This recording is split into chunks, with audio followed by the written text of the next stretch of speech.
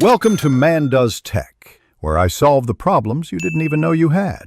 You begin by confirming eligibility. Nationality, current visa, and job type determine which permit you need. Get core documents now: passport, signed employment contract, diplomas, proof of accommodation, because missing papers delay processing. Once you have them, check fees and standard processing times at the Ministry of Interior. Make copies and translate certified documents if required. Make sure to schedule appointments early. You want the first submission to be complete to avoid repeat visits and extra waiting. You now fill the official application carefully, answering each field exactly and attaching translated certificates. Accuracy prevents refusal.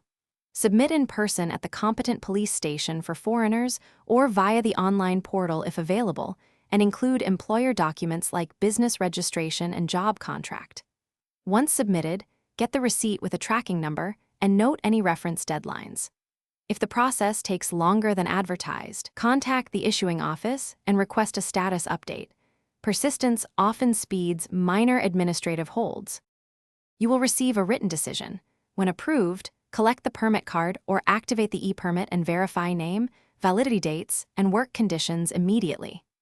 If denied, read the refusal reasons closely and decide between appeal or reapplication. Appeals have strict deadlines, so act fast. Keep organized copies of every document and all correspondence because they matter for renewals or future applications. Troubleshooting tip: if you hit administrative delays, escalate to the local legal aid office or employer's human resources to request an Thanks for watching. If you found this helpful, don't forget to like and subscribe.